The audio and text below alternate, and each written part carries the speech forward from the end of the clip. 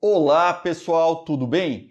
Aqui é o professor Alexandre Ogata, eu sou auditor fiscal da Receita Federal e atuo na área de preparação para concursos públicos há muitos anos.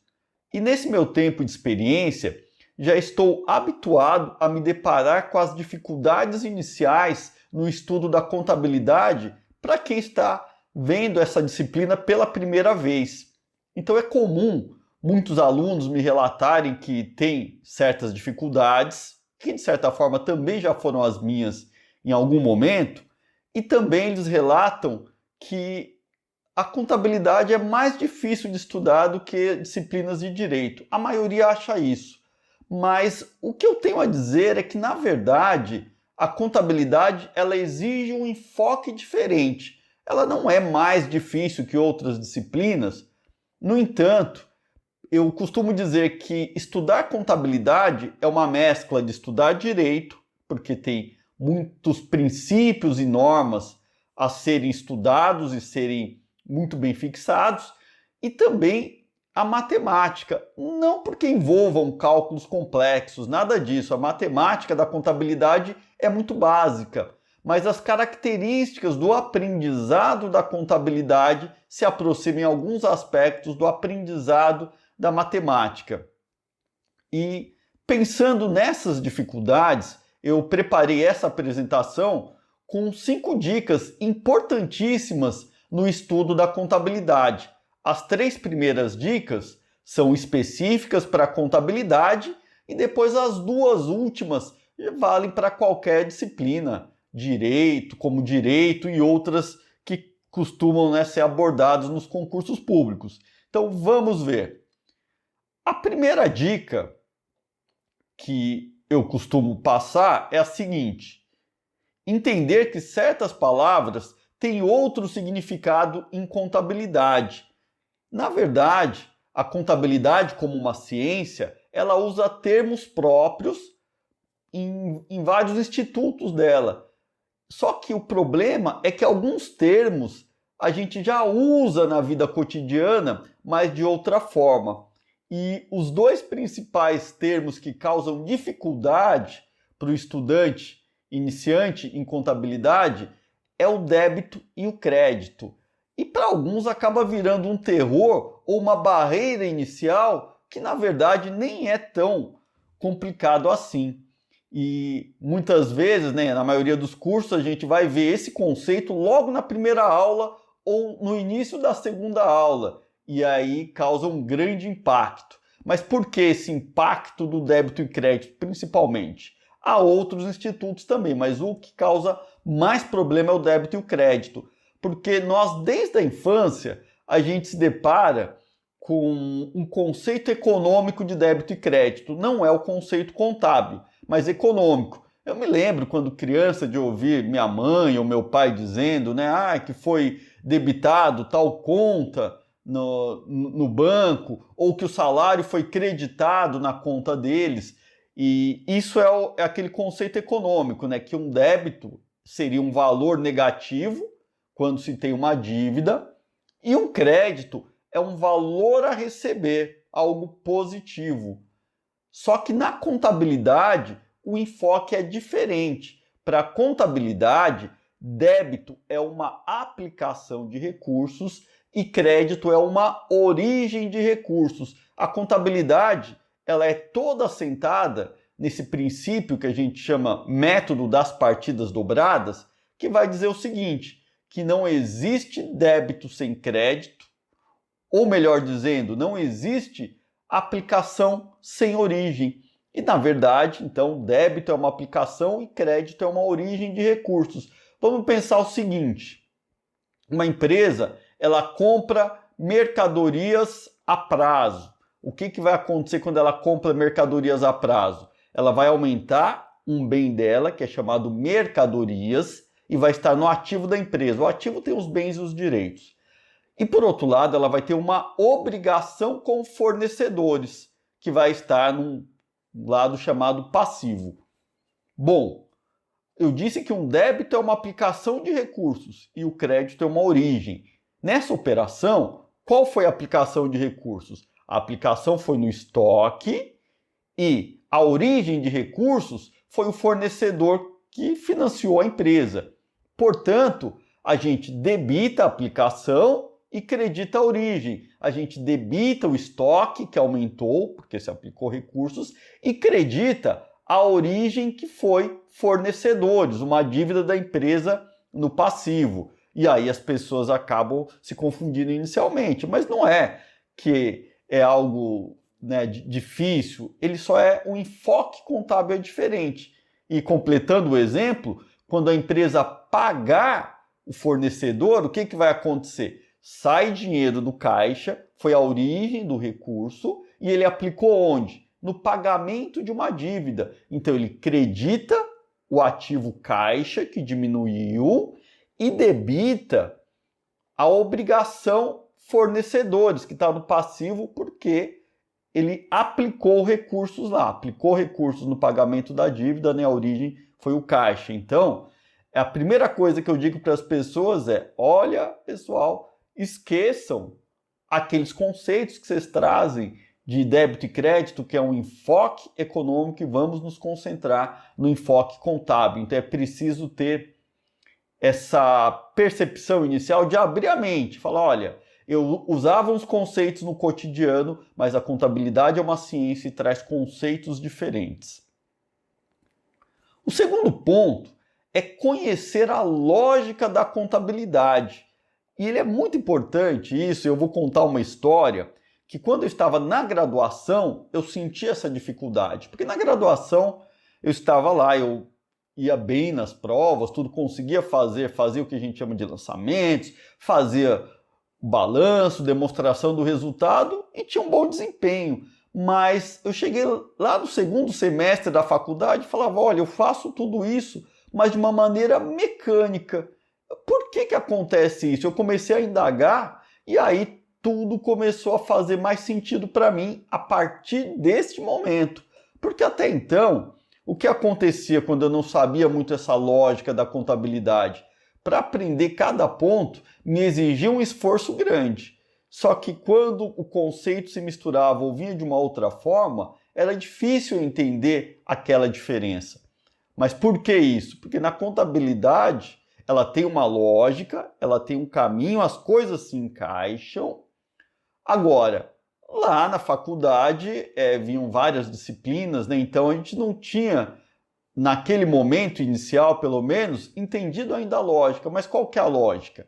Ela nasce, como eu disse, de um conceito básico, que é o método das partidas dobradas. É uma ideia genial, tão genial, que ela nasceu muito antes do Brasil ser descoberto. Lá no final do século XV, ainda antes da descoberta do Brasil, lá na Itália, o Frei Luca Pacioli publicou uma obra onde ele falava sobre o método das partidas dobradas. E por isso, de maneira errônea, muita gente acha que o Frei Luca Pacioli foi o inventor do método das partidas dobradas. Mas quem inventou esse método, ou se perdeu no tempo quem inventou, mas quem usava eram os mercadores de Veneza há muitos séculos. E aí o Frei Luca Pacioli, o que ele fez foi colocar no papel aquele método que já era usado há séculos. Mas isso lá em 1497. E o método das partidas dobradas é o que diz que não há aplicação de recursos sem origem de recursos, que não há débito sem crédito. Então tudo que afeta o patrimônio de uma empresa, o patrimônio de uma entidade, e eu não disse, né, que o patrimônio é o objetivo da contabilidade, mas o objetivo não, o objeto de estudo da contabilidade é o patrimônio. E esse patrimônio, ele é controlado pela contabilidade e vai ser usado esse método das partidas dobradas. Qualquer coisa que afete o patrimônio, que a gente chama de fato contábil, então qualquer fato contábil ele tem dois lados, um lado a débito e outro lado a crédito. Esse é o princípio que a contabilidade se assenta. Agora, nós vamos ter 5 elementos na contabilidade, que é o ativo, que são os bens e direitos, o passivo, que são as obrigações, e o patrimônio líquido, que é a diferença entre os bens e direitos menos as obrigações. E além desses, a gente vai ter receitas e despesas. Qual que é a lógica da contabilidade, então? Que ela sempre vai trabalhar esses 5 elementos. Obviamente que não em cada evento. Tem evento que pode trabalhar só contas do ativo, quando a empresa compra mercadorias à vista, por exemplo. Ou então, ela pode trabalhar com ativo e passivo, quando ela faz uma compra de mercadorias a prazo, ela aumentou o ativo e aumentou o passivo. E nesse momento, o patrimônio líquido da empresa fica do mesmo tamanho. Ele não vai aumentar. A empresa, enquanto ela está só comprando bens, seja à vista ou seja a prazo, naquele momento ela não está aumentando riqueza nem diminuindo, porque ela está trocando. Ou ela está recebendo mercadoria e dando dinheiro, ou recebendo mercadoria e tendo uma dívida, ou então pagando uma dívida. Ou seja, ali não vai alterar o patrimônio líquido da empresa. Ativo menos passivo vai continuar do mesmo tamanho. Agora, o que vai alterar o patrimônio líquido, principalmente, são as receitas e as despesas. Quando a empresa tem uma receita, aumenta a riqueza dela. Então, esta receita vai estar sempre associada ou a aumentar o ativo dela, que são bens e direitos, ou a diminuir o passivo, que são as obrigações. Já as despesas significam o quê? Um consumo de recursos. Então, ou ela diminuiu o ativo, ou ela ganhou um passivo. Então, são as receitas e as despesas que vão provocar esse aumento ou diminuição na riqueza da empresa. E ao final de cada período, a empresa vai verificar se ela teve mais receita ou mais despesa. Se ela teve mais receita, aumenta, ela vai ter um lucro e esse lucro aumenta a riqueza dela, aumenta o patrimônio líquido. Se ela teve mais despesa do que receita, ela teve um prejuízo. E nesse caso, vai diminuir a riqueza dela, que é o patrimônio líquido. O funcionamento da contabilidade seria basicamente esse. Nós vamos ter também alguns eventos que não são receitas nem despesas e que vão alterar o patrimônio líquido, mas eles ocorrem com menos frequência. E são eventos que são o quê? São eventos que têm a ver com os proprietários, os sócios ou acionistas da empresa transacionando com a empresa na qualidade de proprietário. É quando ele coloca recurso na empresa, aumenta o capital social, aí vai aumentar a riqueza da empresa, mas porque o sócio colocou dinheiro. Ou então quando ele recebe parcela dos lucros na forma de dividendos, ele vai diminuir o patrimônio da empresa. Então ela vai girar sempre em torno desse ciclo. E no curso de contabilidade a gente vai ver coisas bem detalhadas e até complexas, mas dentro dessa lógica e desse ciclo. Quando a gente enxerga esta lógica, muitas coisas começam a fazer sentido e vão se encaminhar muito mais facilmente. Agora, o terceiro item, que é muito específico da contabilidade, né, de algumas outras disciplinas, é seguir a sequência adequada dos temas. Eu disse que eu não conheci a lógica da contabilidade no início da minha graduação, no primeiro semestre inteiro, em boa parte do segundo semestre eu não sabia a lógica, porque lá eles não seguiram uma sequência adequada e didática dos temas da contabilidade. Então, para mim foi uma grande dificuldade. E tanto é que hoje, sempre que eu indico uma bibliografia, eu verifico aquela bibliografia que segue essa ordem lógica. Assim eu vou indicar para um iniciante. E eu também já escrevi várias obras de contabilidade lá pela editora Juspódio, e o meu primeiro, o meu primeiro pensamento, o meu primeiro passo ao escrever uma obra é a sequência. Ou então, quando eu faço um curso, quando eu estou planejando um curso de contabilidade, a sequência vai ser um aspecto muito importante. É de lá que inicia o meu desenho do curso, como eu vou dar esse curso, porque ela é essencial. E aqui a contabilidade se assemelha muito à matemática nessa sequência, porque a matemática também tem uma sequência lógica. Se você fugir da sequência, você vai ter problema, né? Como é que a gente vai fazer conta de multiplicação e divisão sem saber a tabuada? Fica muito difícil, né? Ou então, se você não sabe esses fundamentos básicos da aritmética, como é que você chega no cálculo? Como é que você vai fazer derivada e integral sem saber os vários passos anteriores? Assim funciona também a contabilidade. A contabilidade ela tem uma sequência lógica E muitas vezes é esse o maior problema na dificuldade dos alunos. Nem sempre porque ele não seguiu a sequência lógica, porque um curso bem estruturado ele vai vir numa sequência didática adequada. Só que muitas vezes alguns pontos ficam assim em aberto, o aluno não conseguiu fixar muito bem, e aí ele passa batido e aí começa a ter dificuldade no segmento, no encaminhamento. É aquela história que eu falei da matemática, né? A pessoa vai fazer equação do segundo grau, mas ela não sabia nem a tabuada, não sabia nem fazer conta de multiplicação e divisão. Vai ter problema. Então, assim é a contabilidade. E eu percebia isso muitas vezes nos cursos, porque eu sou de um tempo, né, que eu dava aula que ainda era presencial. Hoje, essa dificuldade é mitigada com cursos gravados, porque é possível retornar às aulas. Mas na época eu dava o curso presencial, né, não eram gravados ainda, e aí muitos alunos perdiam aulas e aulas importantes, que as aulas mais importantes da contabilidade são as primeiras aulas, que é aquela que assenta todo o fundamento. E aí ele ficava com o curso prejudicado e era muito complicado, às vezes, ele conseguir retomar o fio da meada. Então é importante essa sequência, tanto na escolha de um material para estudar, e aí é preciso que seja um material específico para concurso, porque muitas obras voltadas para a contabilidade, elas são já voltadas no pressuposto que a pessoa conheça a contabilidade. Então ele vai para o detalhamento e nem sempre numa ordem muito didática. Agora, um livro para concurso público, não, ou um curso que é feito, não. Não vai, normalmente não vai ter esse problema, né? Se foi um curso bem feito ou uma obra bem feita voltada para concurso público. Então, a sequência lógica é importante, mas, como eu disse, importantíssimo não pular esses pontos. Volta se tem dificuldade, volta.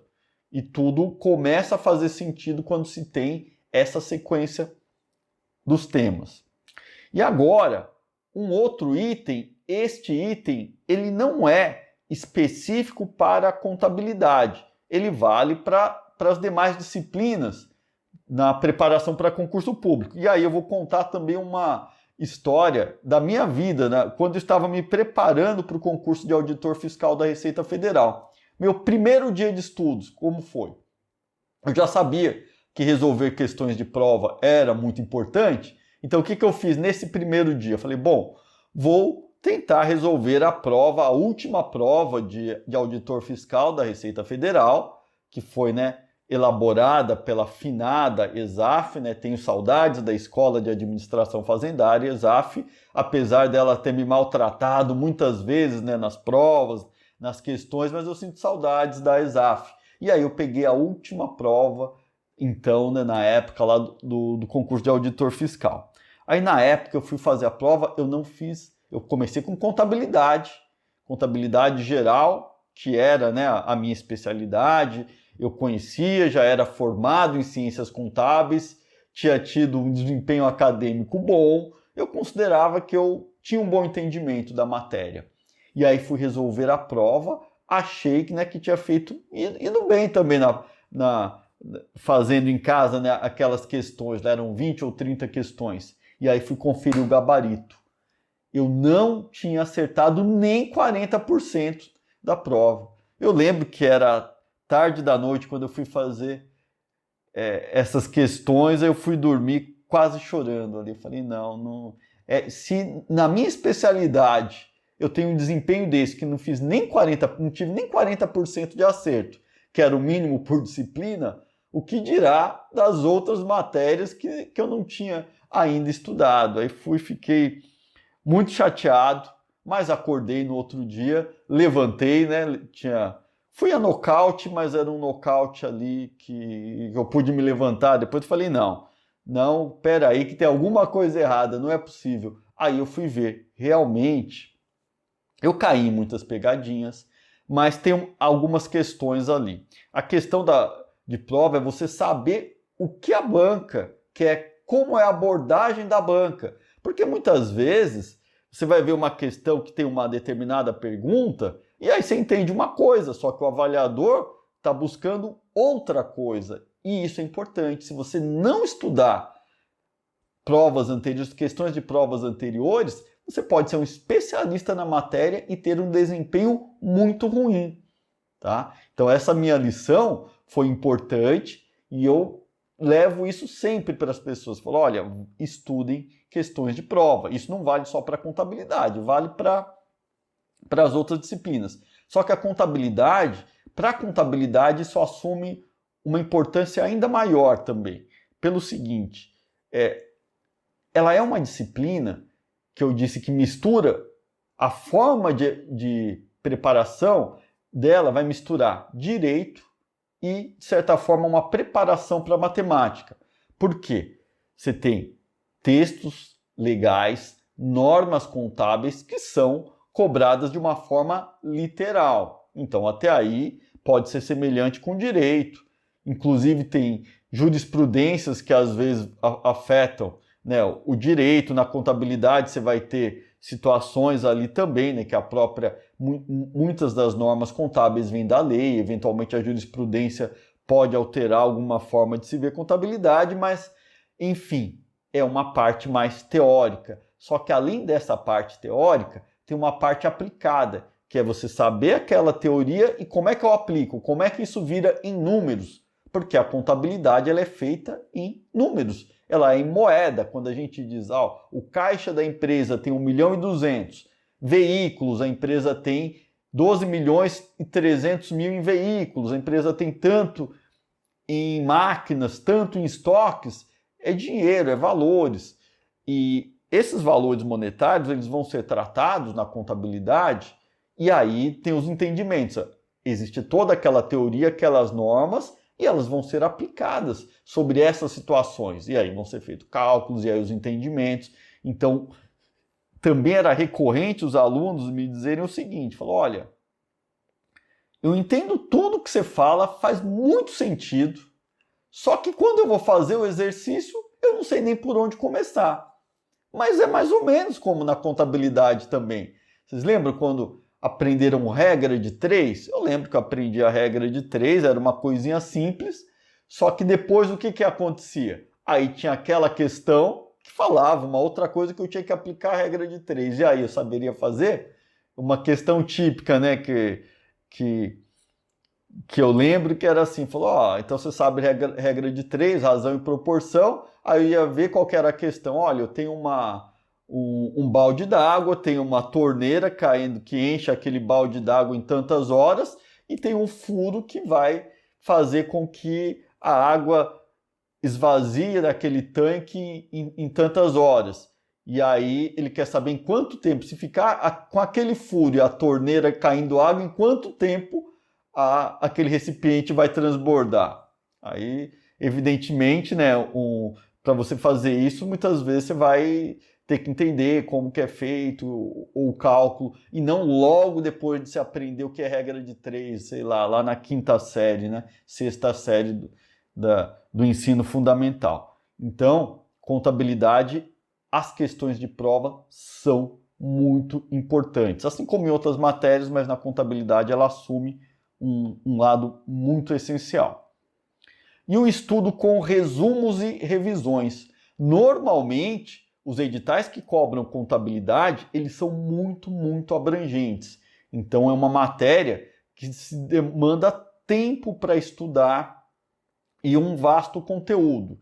Eu vou dizer o seguinte, a lógica da contabilidade é simples, mas há um detalhamento que muitas vezes torna a contabilidade mais complexa, que a pessoa tem que saber exatamente cada situação ali, então, e é uma quantidade grande de matéria. E aí, como é que se estuda isso? Eu sempre digo, e aí depois eu vou fazer um vídeo também para dizer, né, os métodos de estudo. Mas para contabilidade, para outras matérias também, é importante os resumos e as revisões. Porque a primeira vez que você vai estudar contabilidade, você vai demandar muitas e muitas horas, vão fazer muitas e muitas questões, vai ser necessário um tempo razoável. Só que quando se volta, aí você pode ter mais agilidade. Então, aí você vai sempre... minha técnica de estudo sempre foi essa. Eu estudava a primeira matéria toda, depois voltava aí voltava já resumindo, depois fazia um novo ciclo resolvendo questões, e aí nas questões que eu tive dúvida eu voltava na matéria, voltava, e era um ciclo assim constante, de forma que meus resumos, e resumo é uma coisa pessoal, tá? Não dá para eu comprar resumo na internet. Você tem que ter. Por que que o resumo é pessoal? Porque você vai botar aqueles pontos de destaque, pontos que você não está muito claro. Nos meus resumos, tinham pontos que eram importantes em cada matéria, mas que para mim já estava fixado ali, que não saía mais. Esse eu nem colocava no resumo. Eu colocava os pontos que eu tinha que ficar sempre rememorando, e assim eu conseguia estudar e ter um melhor aproveitamento, porque a contabilidade, não tenha dúvida, ela vai ter um processo que também é comum a outras matérias, que é o seguinte: você vai estudando, aí você vai, primeira vez vai ser um problema, né? Eu digo assim, né? Normalmente, quando você vê a primeira vez uma disciplina, você vai ter mais dificuldade, porque aquilo nem sempre vai fazer todo o sentido do mundo. Aí você vai estudar depois, aí vai começar a fazer mais sentido, e assim, nesse critério, né? Então, é importante esse estudo, essa revisão, e cada vez que você estuda, as coisas fazem mais sentido. E muitas vezes, olha, tinha matérias, e vale para contabilidade também, que eu já tinha estudado muito e que eu achava assim, olha, eu tenho um bom nível, mas ainda assim eu chegava lá, me dava um insight, eu falava, nossa, eu não tinha percebido que era assim, isso aqui faz todo sentido por isso e por aquilo, por conta desse estudo contínuo, essa revisão. Então é essencial esse tipo de estudo, essa técnica, para se chegar muito bem preparado no momento da prova. Então são as 5 dicas que eu passo para qualquer estudante de contabilidade. E como eu falei, as 2 últimas dicas valem também para outras disciplinas. E de forma que eu espero que seja muito útil e auxilie você no estudo, que você possa ter uma caminhada melhor, mais tranquila e sem grandes sobressaltos. Eu não vou enganar e falar que vai ser sem esforço. O esforço vai demandar, mas que seja um esforço normal, que é o esforço de aprender uma matéria, e não aquele esforço traumático, né? E esse é o que eu espero, e espero encontrá-los aí em outras oportunidades, e aí com um estudo mesmo específico para contabilidade. Nos vemos em breve.